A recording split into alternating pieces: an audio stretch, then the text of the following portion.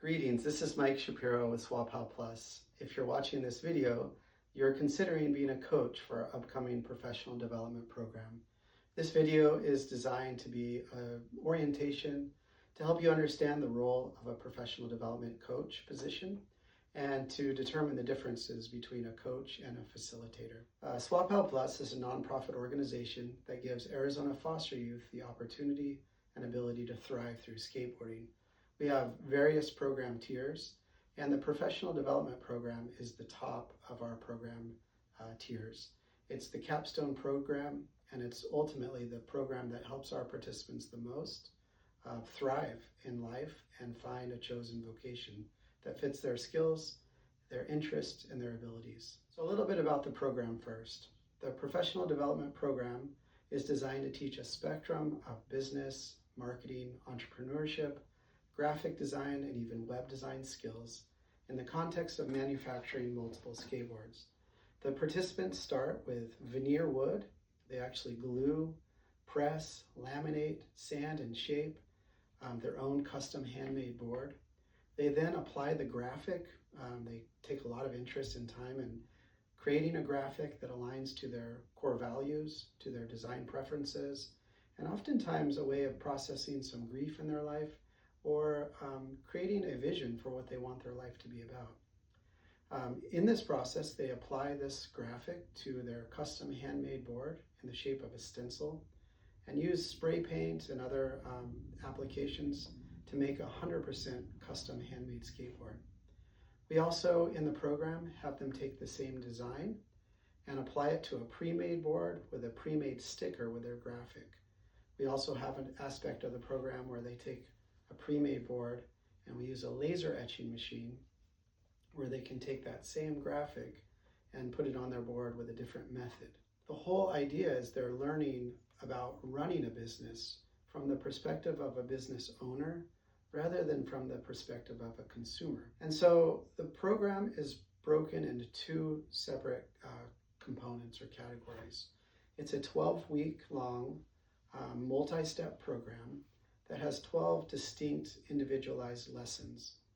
The lessons are designed to teach the skills that they need for both kind of big picture business, but also directly applies to their hands-on experience.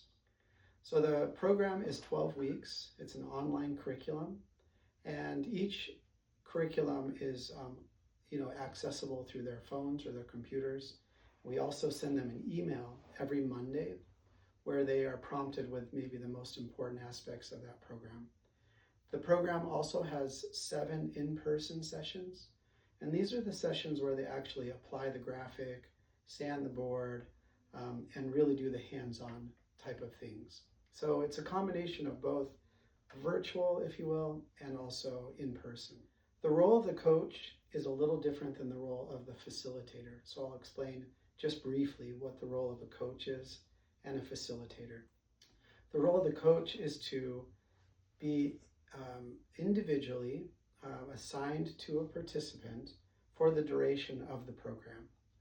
It sounds like a big time commitment, but really it's about 10 minutes a week of checking in with the participant, making sure they're on track to finishing what they need to finish for that week to be successful with the program, checking in and taking interest in their life, talking through maybe their graphic application or their graphic design, and just becoming a reference point for them. We've found that participants who are assigned a coach are much more likely to complete the course because they have a connection with somebody that they've worked with throughout the duration of the program.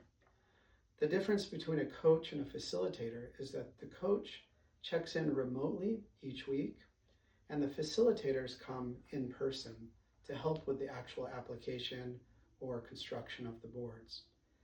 The coaches can also be facilitators. In fact, we encourage you to consider coming to some of our in-person sessions.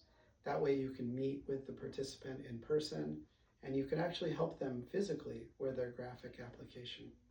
So in other words, facilitators aren't coaches, but coaches can be facilitators. So the role of the coach essentially is you'll be assigned a participant. That participant will get your contact information and they'll expect to hear from you. We'll give you that participant's contact information, likely their caregiver's information, and we'll let that participant know to expect to hear from you. One of the best ways to get started really is to reach out to that participant on a phone call. You can do a video conference too, and just introduce yourself, let them know who you are, and let them know that you'll be someone to help them along the process. It's often awkward at first. The kids are often suspicious or just kind of wondering, who's this person? And so the first meetings are often really quick. You introduce yourself, maybe have some questions, they answer the questions quickly, and then the phone call ends. Consistency is really important. So oftentimes checking in and saying, hey, does Wednesday at 5 o'clock every week work for me to check in? Developing a consistent time and day for your weekly meeting is one of the best ways to ensure that you'll make it each time. Sometimes our coaches don't have any luck. The participant doesn't respond, or you just can't get in touch with them, and that's okay. We work with a really kind of diverse population, but also a population who are often in transition or sometimes in crisis. So this role only works with those it works with, and for those it really works with, they actually make a lifelong connection, or you're at least a reference point for them for what a positive male or female role model looks like in their life. And so you'll be given Monday of each week a lesson overview of what the lesson entails, some discussion questions, and the primary objective for each lesson that week. The participants and caregivers will be given similar overview of the lesson, and so both of you guys will be prepared with what the lesson's about.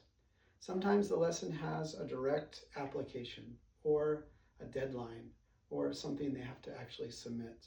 That's where your role as a coach can be really helpful, because you'll remind them, hey, your graphic is due this Friday. How's it coming? Are you ready? And sometimes it's just kind of nurturing them along and having them submit something rather than just nothing.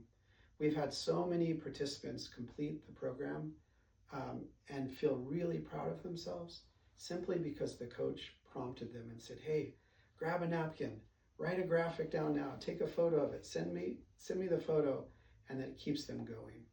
And so the role of the coach is simple as that. You'll be checking in each week. You'll be prompting them with some of the deadlines or due dates for assignments.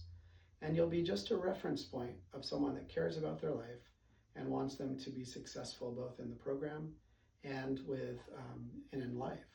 There's a lot of content and material with the lesson, so we encourage you to read over the lesson yourself each week. So we'll give you a link to the lesson each week.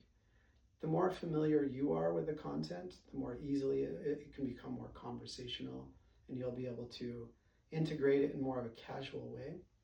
And again, the email every week will give you sort of high points of what to really emphasize. One of the best ways for coaches to connect with participants, especially over the material, is to directly apply some of the lessons to your own life. So maybe as you're reading through the lesson, consider in your own profession or your own career or just in your own life, some of either the life skills or professional applications within the program. The more we can relate to our own life experience, the more relevant it becomes for the participant and the more engaging it is for them. We encourage you also to come to the in-person sessions, because that's really where the fun is, and that's where you're going to actually really form a connection with the participant. It is not a requirement to come to the in-person sessions if you're going to be a coach, but we do encourage you to come to at least one or two of the sessions just to be able to give your participant a high five and to encourage their progress. As I mentioned, it's a group that oftentimes has many challenges, and so if you try to connect and it doesn't work, don't feel like you failed. Sometimes it just doesn't work with certain participants, and that's okay. We might reassign you to someone new, or it might just be simply that you send a text message each week and you just say, hey, just checking in. You have this assignment this week. Hope you're doing well. and I hope to be in touch with you. One of the most important aspects of our program is that our participants remain safe. Our participants have been through a lot of really difficult things, and we will never add to their burden or to their hardships. And so as a result, we want to follow basic safety protocol. We ask as a coach that you would only meet in person with a participant at our sanctioned events. If you want to connect in person with one of the participants, please do so at SWAPOW events. Second, please make sure your language and topics are appropriate at all times. Sometimes inappropriate topics can come up really quick, and you want to just redirect that conversation to the curriculum or the content of the program. Please also be careful not to take on the role of a therapist or a counselor. If you sense that a participant really needs some help, please guide them to us, their caregiver, or someone else who can give them that type of help. If you feel any concern about your conversation or any interaction you've had with a participant, please bring it to our attention immediately, and we can help resolve that. Probably one of the most important aspects of this role is for you to be a cheerleader for our participants. Participants in our program often have a lot of trauma and have a negative voice in their mind that says, you can't do this. They carry that and they wear that wherever they go. And so our program and your role as a coach helps to reverse that narrative. When they create something, a graphic, or do something and it doesn't go quite right, they'll often say, well, I knew I couldn't do it. I can't do anything right. And so our goal as coaches and as an organization is to reverse that message, to let them know that they can do it and that any progress they're making is helpful. It'll never be perfect, and to help them realize that it's not about perfection, it's about the progress they make in life. So we want to encourage them that they do have what it takes, and that they can do this project. This might, for many of our participants, be the most important long-term multi-step project they've ever done. And so as a coach, you're cheering them along, reminding them that they can do it, and they do have what it takes to be successful with this project. So one last thing, this program is voluntary, which is wonderful. Our participants are not assigned this program as a clinical thing or as an assignment that they'll be graded on. They're doing this because they want to do it. And so I've found that the best way to interact with participants is to pull on any thread of motivation that we can find and slowly sort of course in a gentle way to continue the program. An authoritarian approach won't work for these kids, especially since it's voluntary. We never want to use shame as a motivator. We never want to make them feel bad about missing an assignment. It's all about really just gently prodding them in the direction until they experience themselves that they're able to do it. If they just show up and come through the program and just basically do the basics, that's huge for them. Many of these participants will come back multiple years, and they'll actually start to understand the content more as they transfer it to others. But please don't underestimate the importance of your role as a coach. It might seem like we're not doing much at times, but for these participants, you might be a really important reference point in their life of what a caring adult looks like. And so by simply showing up, by being encouraging, by being affirming, and by just pulling on whatever motivation they might have to helping them complete the program could be magnificent and a terrific, important accomplishment in their life. I want to sincerely thank you for considering being a part of this program. You'll make a big impact in the life of each child, and we'll just enjoy your company. We'll be getting you more information on the course content, the program outline, and weekly overviews of the program, but feel free to reach out anytime if you have questions, comments, or concerns. Thanks again for choosing to share the ride with us, and together we are changing the trajectory of foster youth in our community.